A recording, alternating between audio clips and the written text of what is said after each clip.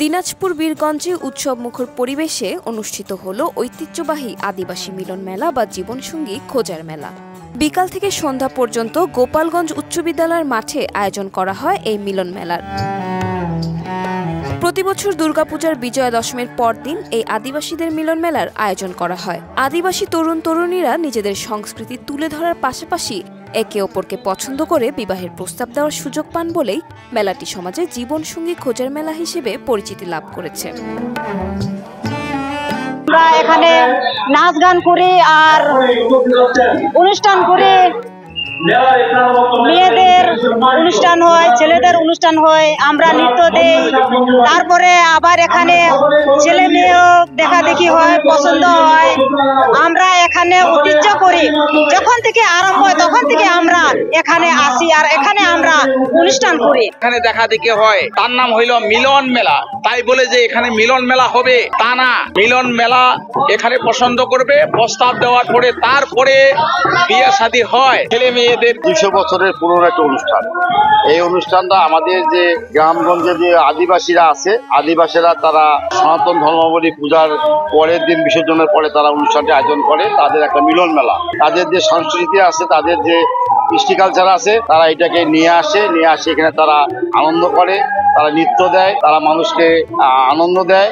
এটা আমার জানা মতে বৃহত্তর রংপুর, দিনাজপুর এবং রাজশাহী থেকে এখানে অনেক আদিবাসীরা আছে, তারা আমাদেরকে সুন্দর সুষ্ঠুভাবে অনুষ্ঠানটা পরিচালনা করে। মেলায় ঐতিহ্যবাহী বাঁশের বাঁশি, ঢোল, মাদল সহ বিভিন্ন বাদ্যযন্ত্রের সুরে পরিবেশ মুখরিত হয়ে ওঠে।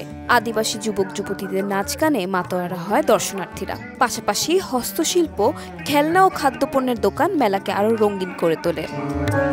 দুর্গাপূজার পরে এখানে অনুষ্ঠান লাগে আদিবাসী মিলন মেলা।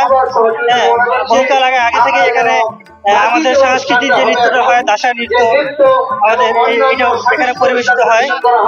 এই মেলার মাধ্যমে এটা হয়ে থাকে। এই আদিবাসী সংস্কৃতি ধরে রাখার জন্য এরা প্রতি বছর নির্দিষ্ট টাইমে, নির্দিষ্ট দিনে এই আদিবাসী মিলন মেলার একটা আয়োজন করা হয়। এটা আসলে বিয়ের মেলা না বা ওইভাবে জীবনসঙ্গী খোঁজার মেলা না, তবে এই আয়োজনটা ভীষণ ভালো লেগেছে, কারণ আমি দক্ষিণাঞ্চল থেকে এসেছি। আমাদের ওইদিকে কিন্তু আদিবাসী সম্পর্কে আমার কোনো ধারণা ছিল না, বই পুস্তকে যতটুকু পড়েছি এতটুকুই।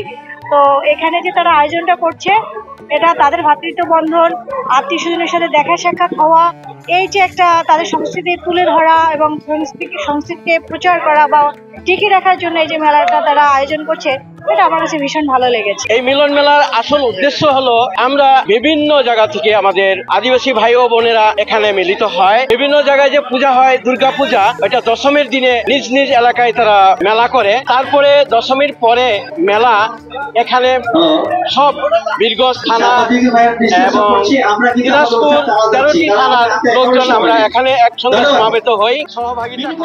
অনেকে এই মেলাটাকে বউ মেলা বলে, আবার অপপ্রচার আছে এই মেলাটাকে।